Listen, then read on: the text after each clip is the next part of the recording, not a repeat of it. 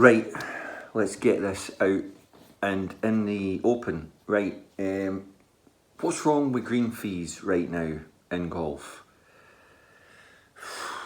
Where do I start? I just believe golf's meant to be accessible. Sport in general should be accessible. If you want to create champions, if you want to make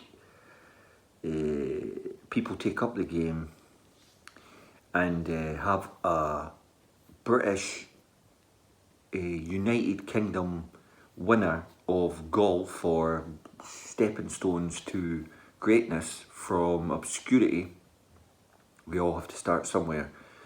And as long as there's golf courses out there, I'm not going to single any out, but if green fees are 300 quid and above for one round of golf, which, by the way, one round of golf should really take you no more than 3 hours, right? So £100 an hour, albeit that when you go to these big courses, you're looking at 5.5 hours, 6 hours for a round. But you're making it inaccessible for most to go, because that's just to get on, right? You've got to take into account getting there and then getting back home and maybe having something to eat. Again, these courses I'm talking about, the prices to go and have like a coffee and something is, you could argue, yeah, but save up for it and do this, do that. There's a lot of people out there, right, that if they saved up £300, they have a lot more options for that £300 than spending it on one round of golf. You get me? There's got to be a balance here somewhere. Also, I think a lot of these courses, again, we're not naming any, but one course will say, well, we've got to set it that high, because if we don't set it that high, we're then looked at as a lower course.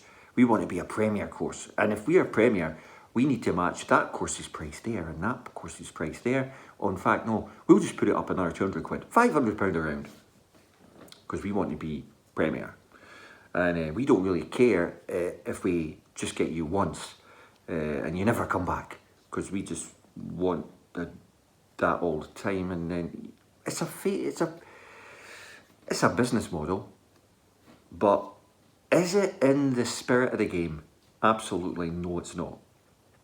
And we wonder in Scotland why Scottish golf can't produce any juniors that then become tour players and then become global superstars. Bob McIntyre obviously being an exception to the rule, nearly breaking through. But look how many years that's taken.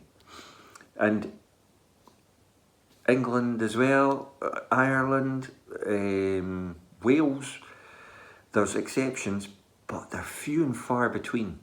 Really, like when you look at it, why don't golf club unions or whatever you want to call sporting bodies do it like the football and scouts, going round looking for players, and when they find one and say, man, he's got talent, we'll invest some money in him and we'll give him some help. Instead, they throw money at players willy-nilly, hoping that they can buy the game.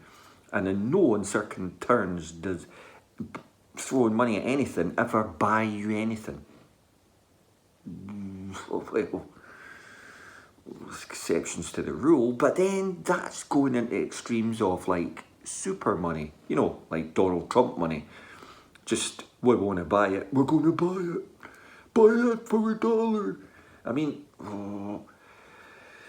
we're not getting into any more deeper conversations about this, but all I'm going to say is, if you want to bring up players and push them and make them the best they can be, they need to play these top courses. And if they have to, or their parents have to find 300 and 400, 500 quid to get a game there, no wonder we have no champions. You know, if you go back a few years, the likes of Sandy Lyle winning majors, they all started somewhere. And I just think, as much as I love golf, I would never pay £300 for a round of golf. And I hate when folks say, "Ah, but Mike, I don't think you'd spend £200 on..." No, that's not the point. If I had £300, yeah, I definitely wouldn't spend it on a round of golf.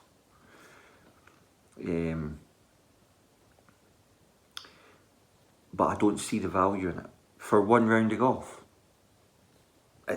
How's that value? I mean, somebody told me, "But Mike, Pebble Beach is $800 a round now." But where's the value in $800 for one round of golf? There is something wrong there. Unless, of course, you're one of these people with disposable income that just goes, "That's £800, that's nothing to me." And you'll always get them. Well, that's it really, that's all I've got to say. 6 minutes. Thanks for watching. Remember, this channel is all for charity, so all the ad revenue here goes to Macmillan, Healthy Heroes and Shelter UK. Thanks for watching. Hey, a share, a support, a sub. Oh my goodness. You're not helping me, you're helping the charities.